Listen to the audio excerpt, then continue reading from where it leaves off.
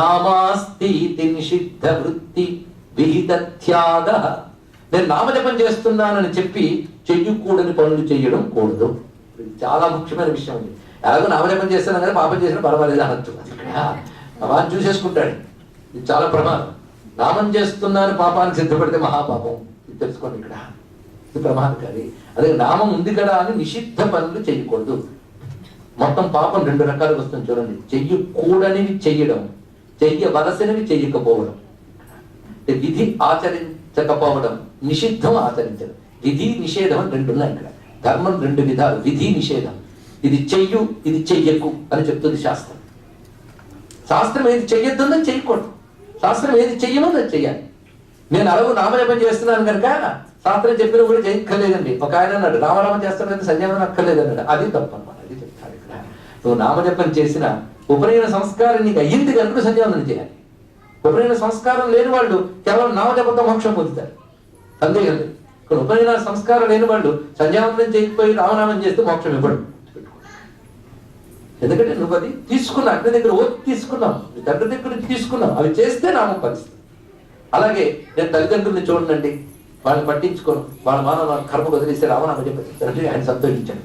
అని ఈ మధ్య నేను కొత్త సంస్థలకు చేరానండి. అందరిని విడిచిపెట్టేసి సన్యాసి అయిపోయింది. విష్ణువు సంతోషించాడు, కృష్ణుడు సంతోషించాడు. తెలుసుకోండి. నీకు ఏదో వైరాగ్యం కలిగి పెళ్ళాం బిడ్డలకి తిండి పెట్టకుండా పారిపోయి నేను నామం చేసుకుంటున్నట్టు కుదరదు. నీ ధర్మం నువ్వు పాటిస్తూ చేయాలి. ఇక్కడ అదే స్వధర్మాన్ని విడిచిపెట్టరాదు. అది అందుకే నిషిద్ధము చెయ్యరాదు, విధి వదలరాదు. రెండు చెప్తున్నాడు ఇక్కడ. మనకు రెండు కలుపుకోండి. అందుకే నామాస్తి నిషిద్ధ వృత్తి విహిత త్యాగ. ధర్మాంతరై సామ్యం నామ్ని జపే. తర్వాత మాట నామయోగంతో ఇతరాన్ని పోల్చదు. Don't compare with other practices. దాన్ని ఇంకో పోల్చకూడదు. నామం గొప్పది కానీ దానికంటే గొప్పదా, దీనికంటే గొప్పదా ఎప్పుడు కూడదు. మనం చేసే సాధన మనం చేయాలి కానీ ఇంకోటితో దాంతో కంపేర్ చేసి దాన్ని తక్కువ చేయకూడదు, అలాగే దీన్ని తక్కువ చేయకూడదు. నామం చాలా గొప్పదండి కానీ యోగా కంటే కొంచెం తక్కువే అనకూడదు. దాని మార్గం దాంట్లో దీని మార్గం ఉంది. నేను ఒకే టైంలో అందరూ అన్ని చేయలేరు. నేను యూకేకి యుఎస్కి ఒకేసారి రాలేదు. యుఎస్ వస్తే యూకే లేదు, యూకే వెళ్తే యుఎస్ లేదు. అంతే కదా. రెండింటికి ఒకేసారి వెళ్ళగలనా? లేదు. అదేవిధంగా అందరూ అన్ని చెయ్యలేరు. ఇది గుర్తుపెట్టుకోవాలి. అందుకే మన భోజనం కూడా 7 రోజులు, ఈ రోజు వెరైటీ రేపు వెరైటీ తింటున్నాను, అన్ని ఒక రోజు తినలేక. అలాగే కూడా సాధనలు కూడా ఒకేసారి అంటే కలగాపులగం చేసుకోవడం, ఒకదాంతో కంపేర్ చేయడం కాకుండా ఇది చాలా గొప్ప సాధన అని దాని మీద ఫోకస్ చేసి ఇది అన్నిటికంటే గొప్పది అనుకో, కానీ మిగిలినవి తక్కువ అనుకోకుండా అయ్యో ఇది చేస్తున్నానే, అది చేసి ఉంటే బాగుండేది, ఇదో వచ్చింది బాగా. చాలా మందికి వాళ్ళేమో చక్కగా జపం చేసుకుంటుంటాడు. ఏదో కొత్త కల్ట్ వాళ్ళు వస్తారు, నామాలు స్తోత్రాలు అక్కర్లేదండి, మా కల్ట్లో చేరండి, మా కల్ట్లో చేరితే ఓన్లీ ఊపిరి మీద దృష్టి పెడితే చాలు అంటాడు. ఒక ఆయన వచ్చి ఏమంటే నాకు సగం బ్రహ్మాస్తం అంటాడు. ఇలా మనం కన్ఫ్యూజ్ చేయడానికి బోల్డ్ మంది తయారయ్యారు. వీళ్ళందరినీ చూస్తే వీళ్ళందరికంటే నాస్తికంగా బతకడం బెటర్ ఏమో అనిపించేస్తారు. అవునా లేదండి? ఈ రోజుల్లో మరీ ఎక్కువ. అందుకు నామజపాన్ని పట్టుకున్నవాడు ఇలాంటి వాక్యానికి కన్ఫ్యూజ్ అయ్యి ఇది సరైనది కాదేమో అని డౌట్ లోకి వెళ్ళకూడదు. మీరు ఏది చేస్తున్నారో దాన్ని డౌట్లెస్ గా చేయండి. అదొక్కటే మీరు ఏమి. ఎందుకంటే ఇది కూడా సంప్రదాయంగా వచ్చిన మార్గమేగా, మన పెద్దవాళ్ళందరూ తొక్కిన మార్గమేగా. దాన్ని చక్కగా డౌట్లెస్ గా చేయండి, నిస్సందేహంగా చేయండి. డౌట్ గా అడుగు వేస్తే కాలు చేరు పడతాం, గట్టిగా అడుగు వేస్తే నిలబడతాం. అవునా లేదా? అందుకు విశ్వాసానికి ఉన్న బలం అయోమయానికి ఉండదు. తెలుసుకోండి. నీ తర్కం కంటే గొప్పది విశ్వాసం. అది విశ్వాసం దేనినైనా పొందగలడు. నువ్వు తర్కం చేయకు. ఆ నామాన్ని ఇచ్చిన ఋషులు ఆ తర్కాలన్నీ చేసేసారు, ఎక్స్పెరిమెంట్లు చేసేసారు. నీకెందుకు బాధ? మీ అమ్మగారు కష్టపడి వండి పెట్టేశారు. అందులో ఏ వాల్యూస్ ఉన్నాయి, ఏ టెస్ట్ ఉన్నాయి, అక్కడ కూర్చుని నువ్వు నేను మొత్తం టెస్ట్ చేస్తానని ఎదురుగుండా టెస్ట్ ట్యూబ్స్ పెట్టుకుని పరిశోధన చేస్తుంటే అన్నంలో రసశక్తి చచ్చు ఉంటుంది.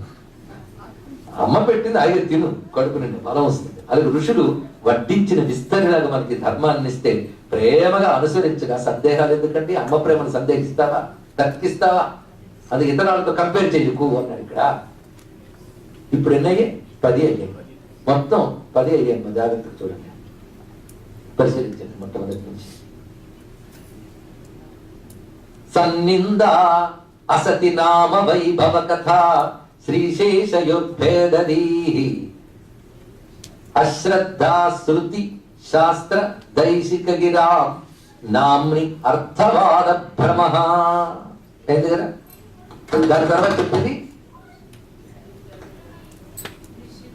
నామాస్తీతి నిషిద్ధ వృత్తి విహిత త్యాగ 9 నిషిద్ధ వృత్తి నిషేధాన్ని ఆచరించడము, విధిని విడిచిపెట్టడము, అవి 2 అపరాధాలు. తర్వాత నామ్నాంతరై సామ్యం, ఇతరముతో పోల్చి చూచుట.